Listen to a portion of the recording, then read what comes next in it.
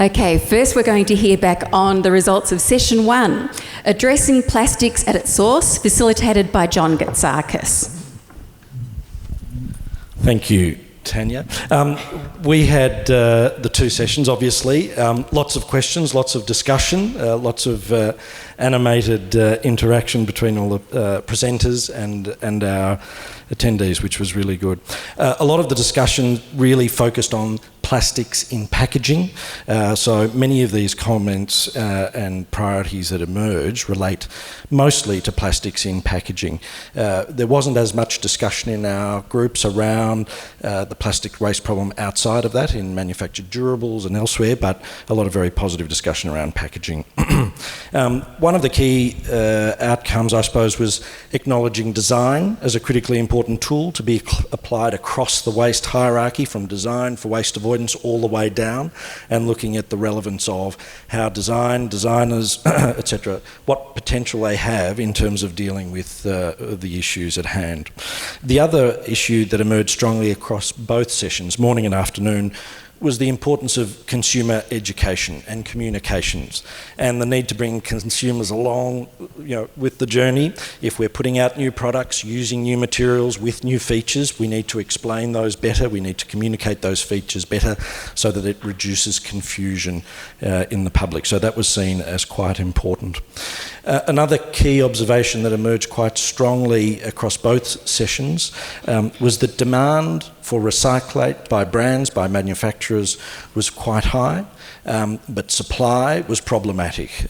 Quality was typically inferior, not reliable, inconsistent, and sometimes more expensive. So that issue of demand and supply emerged as quite important.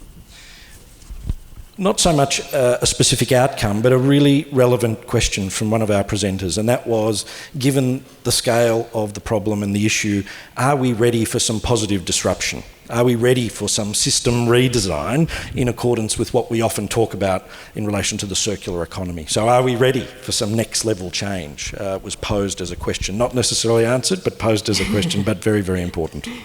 Excellent. Thank you, John. Pete, Shmigel, Session 2, Plastics and Our Everyday Life. Thank you. I suspect everybody's going to go home and never want to hear the word plastic again. So I might do this as four fairly general and simplistic slogans as a way of summarizing our two sessions. First slogan, bigger is better. And the theme that emerged from our workshops was that scale really matters, that in trying to reduce the environmental footprint of plastics in this country, we really have to look at those projects, those processes, those policies that move the dial, that aren't niche, that aren't boutique, but that really push things towards our recycling targets, push things towards meeting the provisions of the ban. So bigger is better. Secondly, from Field of Dreams, slightly adjusted, buy it and they will come. So regardless of what we might do in collection, and by the way, we spent a lot of time talking about curbside recycling as sort of a main method of managing the environmental impacts of plastics, not exclusively, but a main one. That if we develop demand for recycled content materials, that a lot of all the other things fall into place. E.g. the technology comes along for the ride, consumer behaviors come along for the ride. If there's markets, things magically happen. Thirdly, keep it simple, stupid. And what we mean by keep it simple, stupid is the case for standardization, specification, and procurement rules, if you will. So in terms of standardization, very, very strong consensus support for moves that have taken place in South Australia, Western Australia, Victoria this week, for our curbside recycling system to be more uniform, if you will, from council to council, both in terms of the bins that we use, the colors, that stuff's easy, but more importantly, in terms of what materials will be or won't be acceptable within curbside recycling, an alternative process for plastics that are not. And off the back of that, as John rightly said, education to those standards. Fourth one, and I only have two more, show me the money. Cuba Gooding, I think is the quote. And therein, reinforcement from some of the things that we heard today from the Prime Minister and the Minister in terms of investment in sorting technologies, processing technologies, and remanufacturing technology. Interesting debate thereafter about where should the money come from, whose money, and a whole range of options along the scale that we always hear with regard to plastics taxes, extended producer responsibility provisions. But if I had to point to one that emerged as sort of a front runner of all of that, there seemed to be a lot of consensus in both sessions that, boy, there's a shitload of money in state government coffers. Shitload is a technical term in the recycling industry for a lot. And it would seem to me that that it's always easier to go for money that exists rather than to try to develop new sources of money to achieve an environmental or social good. And finally, play with the tension. What would I mean by that? Throughout both sessions, there was an interesting dynamic between here are all these voluntary things that we, the government, the community, intend to do over the next 2-3 years. And they are meritorious, and they are sensible, and they make us go forward. However, will they be sufficient in terms of the targets that we've set ourselves for packaging? Will they be sufficient against the goal of domestic sustainability? Will they be sufficient in terms of meeting the provisions of the coag ban? So play with the tension between voluntary-based frameworks and perhaps mandated frameworks, more regulatory-based frameworks that are effectively more government-led than market-led. Thank you. Thanks, Peter. And thanks for the technical terminology, because I always thought that there were 3 standard units in waste and recycling: Olympic-sized swimming pools, MCG, enough to fill an MCG, and then the third, the largest one, Sydney Harbour, enough to fill. Yep. So they're the international units of measure for volume of waste and recycling. Okay. Joyanne, now we're going to hear from your session, session 3, which I've lost my page now. The plastics revolution. What does science and technology have to offer? Well, interestingly, given we were talking, we were supposedly speaking about technology, we actually didn't really talk about technology that much. It was the general consensus is the technology is there. That's not the problem. The problem is the systems and the markets and the people and the players within that system and the market. So what we've done is we've divided it into 5 key challenges with actions for each of the challenges. So the first challenge is it's a systems problem, so it needs a systems solution. So therefore the actions really is that we need to have collaboration across the whole supply chain. There has to be a sharing of the risk and reward, which at the moment there's definitely, in the 2 sessions I felt there was a lot of people taking risk, but then there was a lot of other people taking the reward. We need to shift it from it being a cost-based cycle to a value-based cycle, where the value is for everyone along the supply chain, and that and actually a key component of that is that we actually need to educate all the players along the supply chain of what their part to play is, and that falls back. So it's not just about education of the consumers or the public. It's actually, we talked a lot about the fact that I think someone mentioned like the 40 councils even within the Greater Sydney area, and they need to be educated to what the technology can do and what the opportunities are. And the second challenge, and we had a lot of debate on this, but if we are not going to penalise, we are going to be wholly reliant on incentivisation.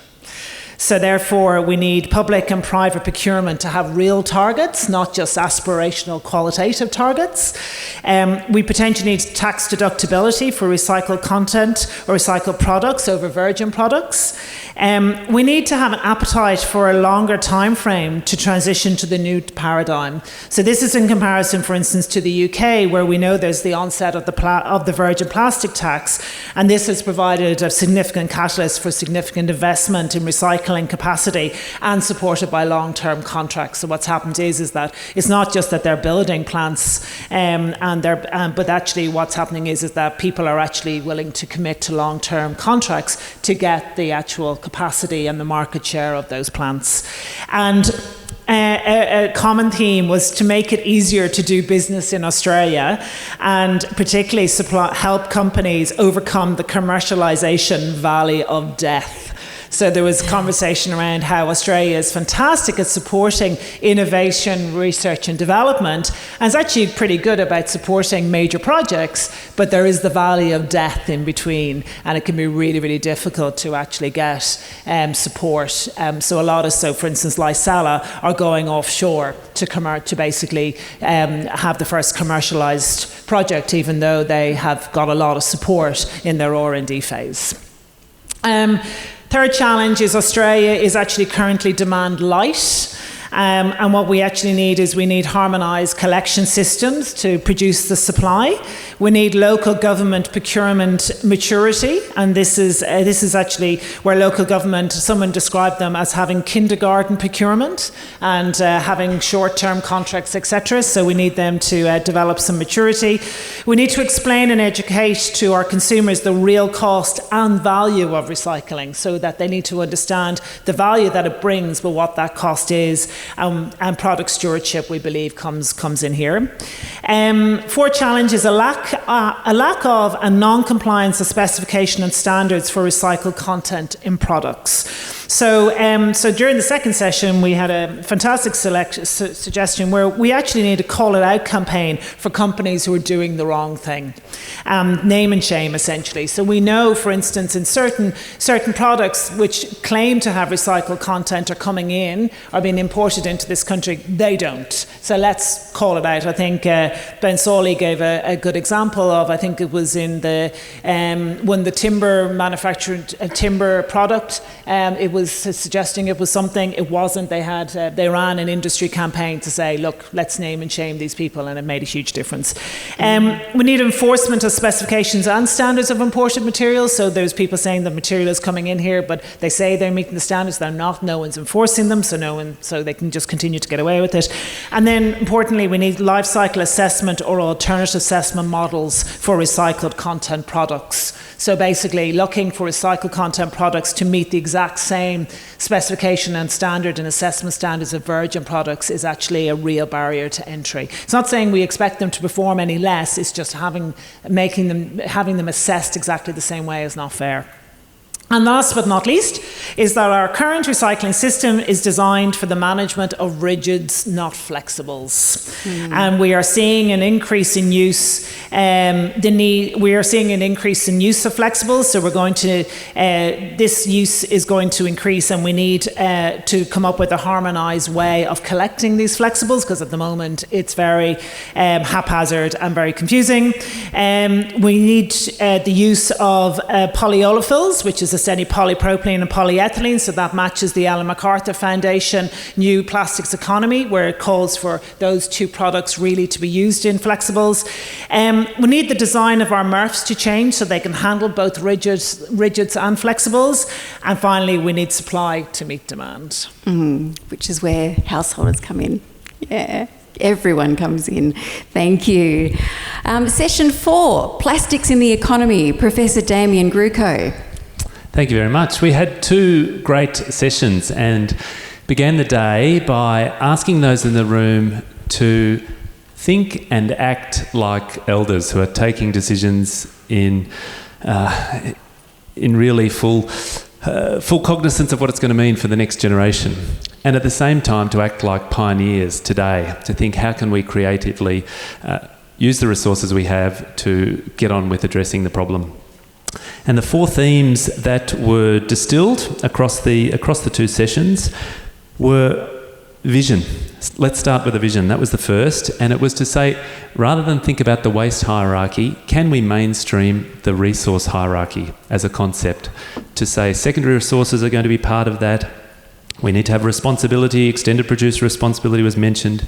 It needs to be reliable. So that goes to the collection systems that have been mentioned, to the standards for secondary products and so on, that will facilitate the remanufacturing.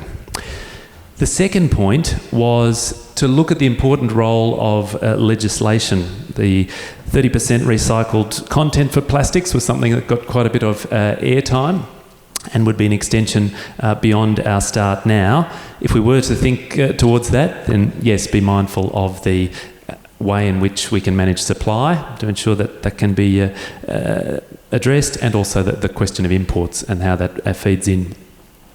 The third was to look at new modes of collaboration, to say we need, yes, technology is part of the answer, but the social research alongside the physical research and the configuration of these systems. I mean, the point of the systems view has been raised, and so that was emphasised in our discussions.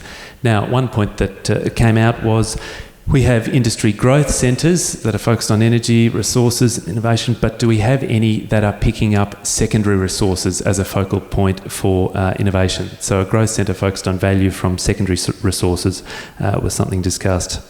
The fourth point is about investment and de-risking investment to fund scale. We've heard this question of scale. We discussed options from decentralised and distributed through to really large scale, and looking at options beyond grants, whether it's loans, equity positions and others, or even to local government playing a greater role in their infrastructure. So vision, legislation, collaborating and de-risking investment. Excellent. I think you know who's next at session 5, Oceans and Waterways, Ben Pearson. Thank you very much. We also had 2 very good sessions, excellent presentations followed by really good conversations with a real focus on solutions. The first one was we heard very clearly that education is key, that we really need to make sure that people understand the problem and how they can be a part of the solution.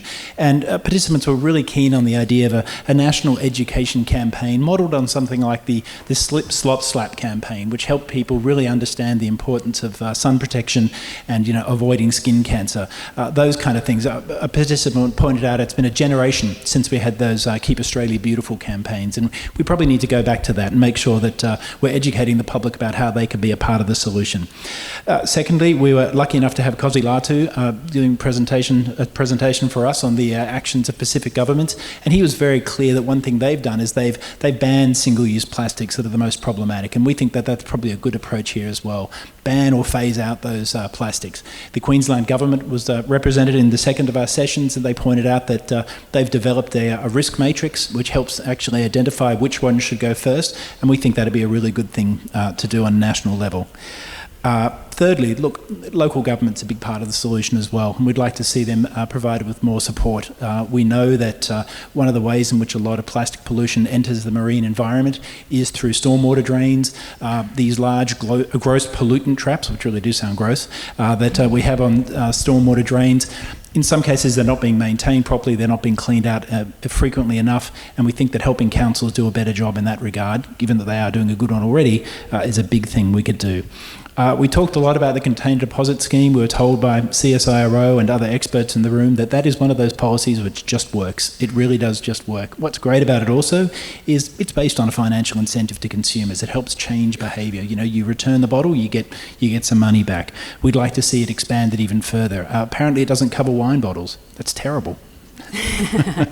And it should. Lastly, we're not starting from scratch here. There's been some really good work done already in this space. 2 years ago, the Commonwealth Government released the threat abatement plan for how we can stop marine debris impacting on Australian sea animals. A lot of that was focused on plastics. There's some really good costed recommendations in there. A recent Senate inquiry called Toxic Tide also had some really good thinking about things we could do.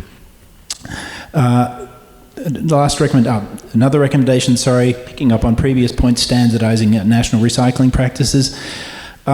We also wanted to look at ways in which we can actually achieve at-source reductions of microfibres that are entering waterways. And let's throw down the challenge to textile manufacturers. How can we make clothes that shed fewer microplastics, microfibres when they're washed? Let's also talk to the white good industry. How can we make sure that every washing machine you buy on the market very, very soon has some kind of filter which makes sure that we're not shedding microfibres into the environment when you do a wash. Supermarkets are a big part of it. We know that supermarkets tell you that their customers are concerned about packaging, they're concerned about plastic waste. We heard stories of countries like Switzerland where supermarkets, once you walk out the door, immediately have an area where you can take the wrapping, the packaging off your products, put it in a recycling spot straight away, and in that way encouraging consumers to recycle at the spot of purchase. And then lastly, picking up on the fact that particularly around Australia's northern waters, a lot of the pollution coming in, particularly things like ghost nets, plastic nets and others, are coming from northern countries and northern oceans. We really want to redouble regional efforts to ensure that we're doing things like helping those countries to do better waste management practices and to try to reduce the amount of materials coming into our waters. One last point I will add on behalf of the groups, which is not necessarily a recommendation but was very strongly pushed by the experts in our groups, is we have to also be aware of the unintended consequences of recycling and make sure that we don't sometimes deliver outcomes which don't necessarily work in the same way we wanted. The point was made that in some cases we absolutely do want to reduce materials, plastic materials, and reuse them, but if we do that, for example, by building a roadway which over time starts to shed materials back into the environment, we haven't necessarily stopped plastic pollution entering the environment so much as delayed it. We need to be mindful of that as well. Thank you. Thank you, Ben. Now, you'd be surprised that I was sort of flitting between rooms in different sessions, and it's interesting because a lot of similar themes did come up in the different rooms. So it does reflect that there are big differences in how we use plastics in society, but also some common systematic challenges that we can address. So we can apply some smart thinking there.